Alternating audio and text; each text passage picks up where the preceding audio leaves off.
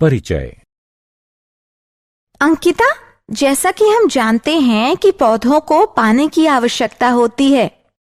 Wilted पत्तियां फिर से हरी हो जाती हैं जब उनकी जड़ों में पानी डाला जाता है, जिसका मतलब है कि पानी पत्तियों तक ऊपर पहुंच जाता है। हाँ, हमने ये भी सीखा है कि प्रकाश संश्लेषण के लिए पत्तियों को पानी की जरूरत होती है। इसी तरह पत्तियों में उत्पादित खाद्य में पौधे के अन्य हिस्सों, तनों, जड़ों, फूल और फलों में भी पहुंच जाता है। इसे पहुंचाने की प्रक्रिया ऊतकों द्वारा की जाती है। हाँ अंकिता, इसी तरह पशुओं में आंत द्वारा अवशोषित भोजन शरीर के सभी भागों के लिए होता है। फेफड़ों में अवशोषित ऑक्सीजन शरीर की हर कोशिका तक पहुंचती है।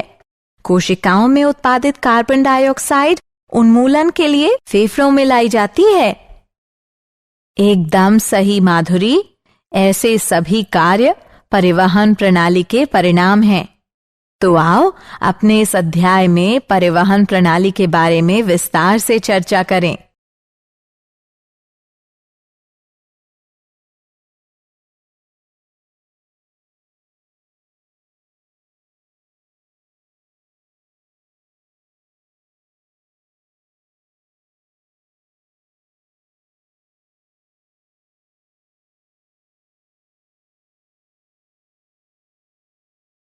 उद्देश्य।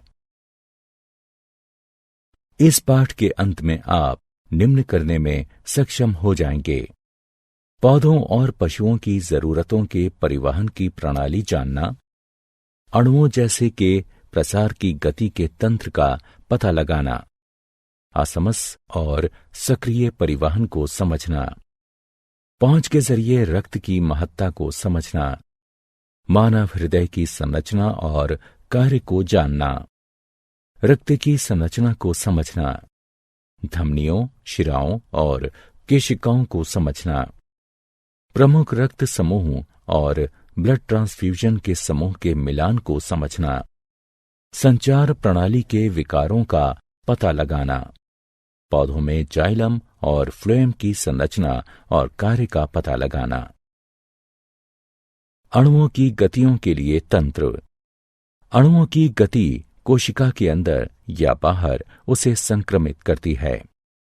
कोशिका झिल्ली चुने हुए पदार्थों का पारगम्य है, जिसका अर्थ है कि यह कुछ अणुओं के प्रवेश और निकास की ही अनुमति देता है। अणुओं की गति जगह लेता है प्रसार, असमस और सक्रिय परिवहन। प्रसार कणों या अणुओं की गति है जो एक क्षेत्र से अपनी उच्च एकाग्रता के एक क्षेत्र के लिए कम एकाग्रता को पहुंचाती है। उदाहरणार्थ, श्वसन के दौरान फेफड़ों में ऑक्सीजन भरी हवा उच्च रक्त नलिकाओं में एकाग्रता से चलती हैं, जो उनमें ऑक्सीजन की कम एकाग्रता के होने पर गतिशील होती हैं। असमस एक गति होती है जिसमें पानी के अणु एक क्षेत्र से ज्यादा पानी के अणुओं के क्षेत्र में कम पानी के अणु वाले क्षेत्र में पहुंच जाते हैं, जब उनको सेमी परमिबिल मेम्ब्रेन से अलग किया जाता है। सेमी परमिबिल मेम्ब्रेन का अर्थ एक मेम्ब्रेन यानी झिल्ली से है, जो कुछ अणुओं जैसे पानी के अणु के माध्यम से गुजारते हैं, लेकिन कुछ अन्य बड़े अणुओं के लिए नहीं। प्रसार या असमस के दौरान कोई ऊर्जा खर्च नहीं होती है। सक्रिय परिवहन अणुओं की गति होती है जो एकाग्रता ढाल के खिलाफ होते हैं, जो ऐसे क्षेत्र से जहां पर एक क्षेत्र से दूसरे क्षेत्र में उच्च एकाग्रता वाली जगह पर पहुंचाता है। सक्रिय परिवहन में ऊर्जा की आवश्यकता होती है।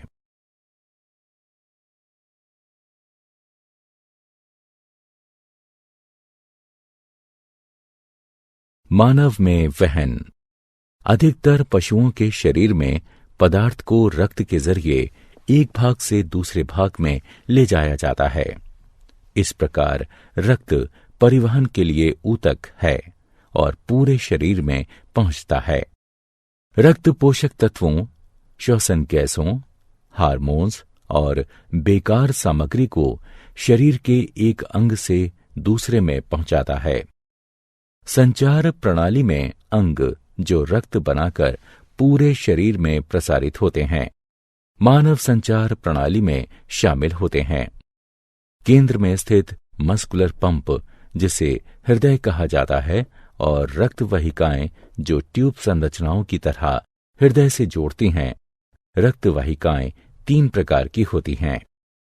धमनियां, ये रक्त को हृदय से शरीर के विभिन्न भागों में पहुंचाती हैं। नसें, ये रक्त को शरीर के विभिन्न हिस्सों से हृदय तक पहुंचाती हैं। केशिका, ये धमनी और नस के बीच शिरा होती है। केशिकाएं रक्त और ऊतकों के बीच सामग्री को आदान प्रदान करने की अनुमति देती हैं।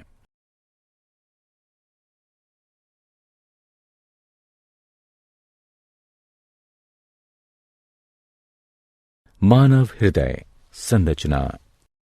हृदय एक शक्तिशाली मांसपेशियों का अंग होता है जो सीने के ऊपरी भाग में फेफड़ों के बीच होता है। इसमें 4 चैम्बर होते हैं, 2 दाएं और बाएं, एट्रिया, सिंक कोष्ठ, आलिंद भी कहा जाता है इसे, और 2 दाएं और बाएं निलय हैं। हृदय विशेष मांसपेशी कोशिकाओं, जिसे हृदय की मांसपेशी फाइबर भी कहते हैं, जो हमेशा चलती है और बिना आराम किए हमेशा चलती रहती है। संकुचन और विश्राम को 2 धड़कनों के बीच के समय को कहा जाता है, जिसमें वाहिकाएं रक्त को पंप करती हैं। हृदय की धड़कन से शरीर के बाकी सभी अंग उचित तरह से वहन का काम करते हैं। 1 मिनट में सामान्य मानव का हृदय 72 बार धड़कता है। हृदय की धड़कन में असामान्यताओं का पता लगाने के लिए ईसीजी या इलेक्ट्रोकार्डियोग्राफी करवाते हैं।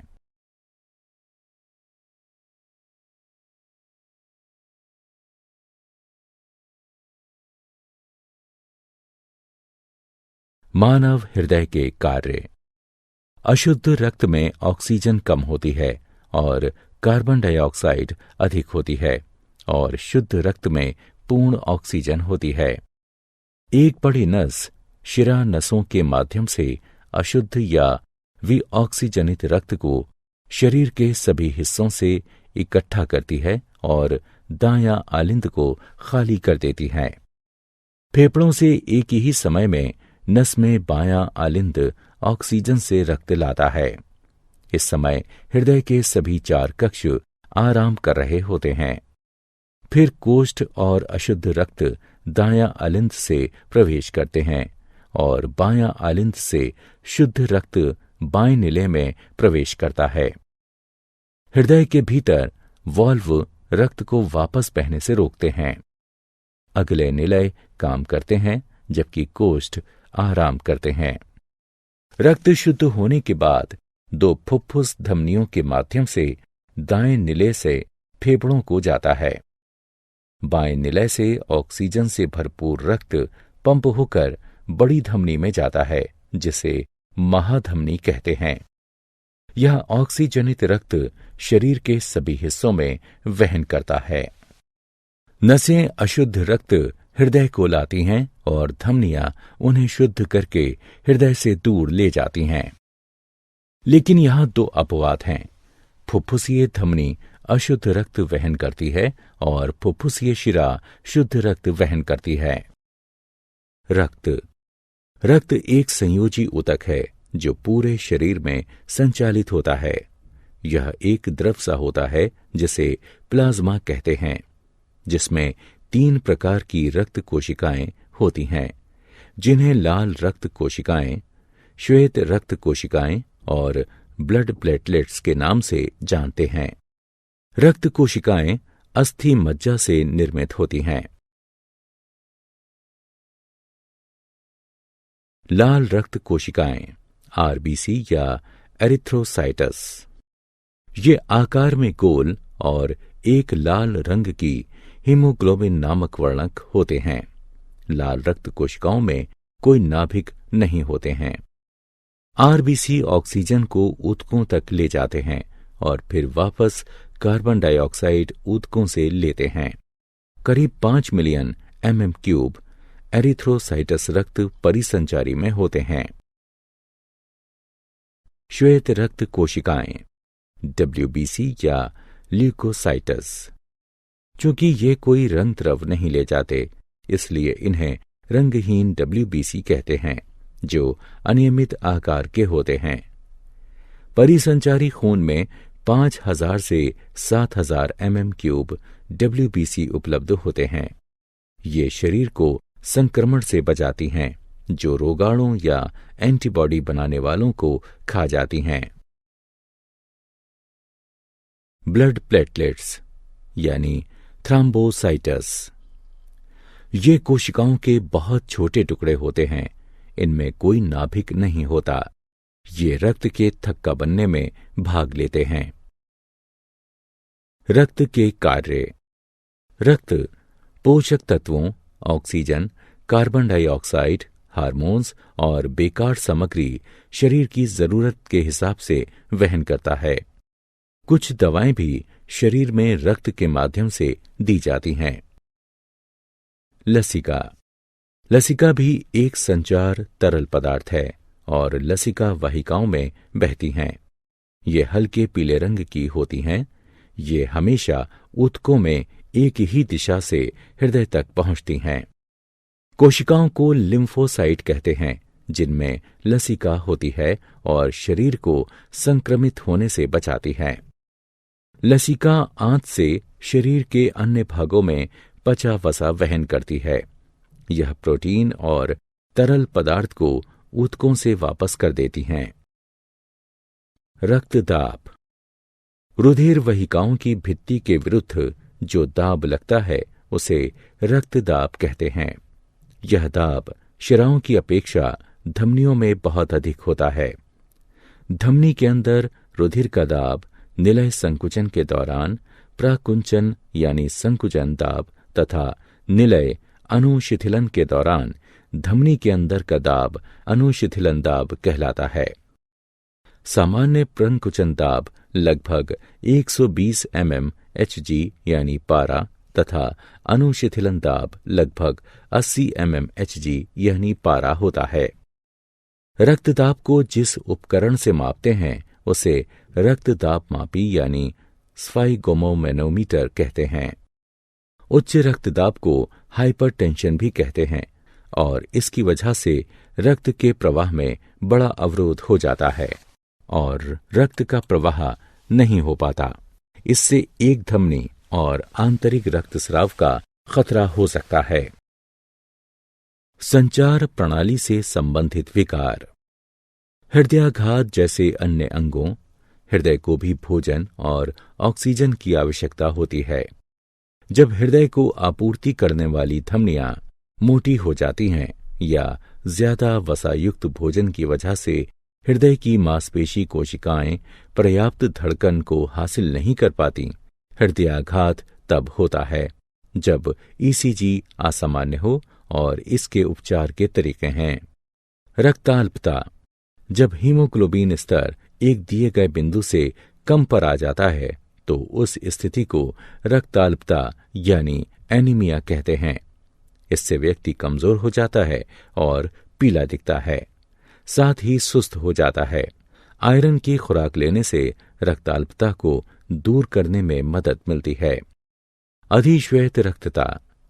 यह एक ब्लड कैंसर है। संकीर्ण हड्डी लाल रक्त कोशिकाओं की कीमत पर अत्यधिक श्वेत रक्त कोशिकाएं बनाती है। उच्च रक्तदाब। इसमें उच्च रक्तदाब की स्थिति होती है, जिससे सिर दर्द, चक्कर आना और थकावट का एहसास होता है। सामान्य रक्तदाब 120/80 होता है। उच्च रक्तदाब चिंता करने से भी होता है।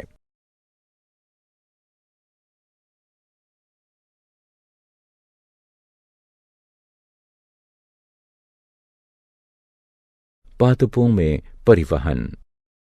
पानी का परिवहन पादपों की जड़ों को पानी और खनिज मृदा से हासिल होता है। हमने पहले भी सीखा है कि पानी जड़ों से पत्तियों को ऊतकों, जाइलम और फ्लोएम द्वारा प्रकाश संश्लेषण की क्रिया से उनकी आवश्यकता की पूर्ति करता है। ट्रेकीट और वाहिकाओं, जो जाइलम की निर्जीव कोशिकाएं होती हैं, पानी को जड़ से लेकर मृदा से पत्तियों तक पहुंचाती हैं। खाद्य सामग्री का परिवहन पादप के अन्य भागों में पत्तियों से पहुंचता है, उसे ट्रांसलोकेशन कहते हैं।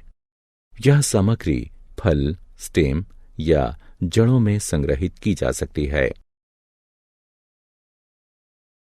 जल का परिवहन। पानी और खनिजों को जब ऊंचाई की ओर गुरुत्वाकर्षण के विरुद्ध चढ़ाना होता है तो ऐसा वाष्पोत्सर्जन के द्वारा होता है। वाष्पोत्सर्जन एक प्रक्रिया है जिसमें पानी वाष्प के रूप में पत्ती की सतह से जाता है, जिसे रंध्र कहते हैं।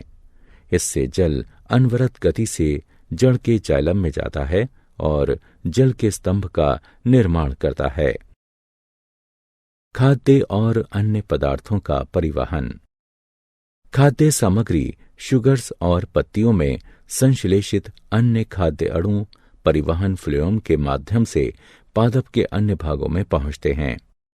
चलनी ट्यूब फ्लोएम की जीवित कोशिकाएं होती हैं जो भोजन का परिवहन करती हैं। क्रियाकलाप।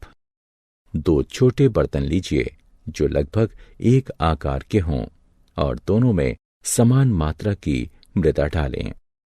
हम एक बर्तन में एक पादप को और दूसरे में समान ऊंचाई की छड़ी को अन्य पादप के साथ सुनिश्चित कर देते हैं। दोनों बर्तनों की मृदा को प्लास्टिक की चादर से ढक देते हैं ताकि उनमें किसी भी तरह की नमी वाष्पीकृत न हो सके। दोनों को ढकने के बाद एक में पादप और दूसरे में छड़ी के साथ पादप रखते हैं और फिर दोनों को आधे घंटे के लिए सूर्य की रोशनी में रख देते हैं। पादप वाले बर्तन में पानी की छोटी छोटी बूंदें प्लास्टिक की चादर के अंदर दिखती हैं। ऐसा पत्तियों के पानी और वाष्पोत्सर्जन की ढुलाई के कारण होता है।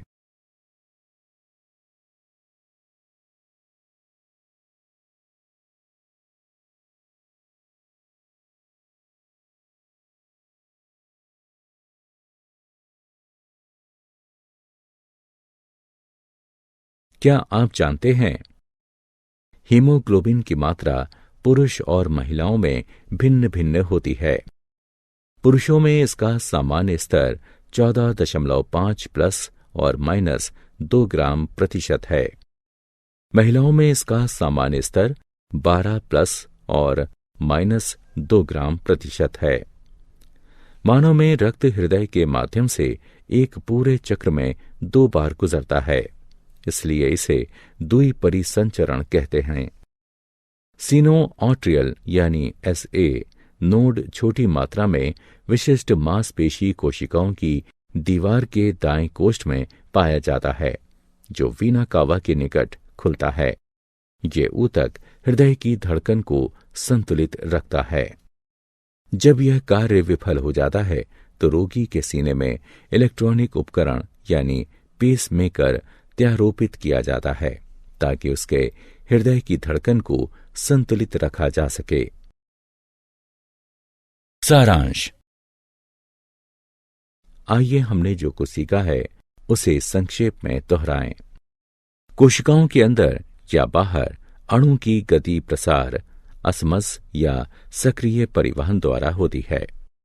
अधिकतर पशुओं में रक्त का संचार हृदय के माध्यम से होता है और रक्त वाहिकाओं से यह शरीर के अन्य भागों तक पहुंचता है। मानव के हृदय में 4 संभाग हैं, 2 ऊपर कक्ष जिन्हें कोष्ठ कहते हैं और 2 नीचे के कक्ष जिन्हें निलय कहते हैं। केशिकाएं, धमनी और नस के बीच पतली रक्त वाहिकाएं होती हैं। लसिका प्रणाली लसिका वाहिकाओं से बनी होती हैं, जो रंगहीन द्रव होता है जिसे लसिका प्रवाह कहा जाता है। पादपों में पानी मृदा से अवशोषित होता है और यह जाइलम वाहिकाओं द्वारा पत्तियों एवं अन्य भागों तक पहुंचता है।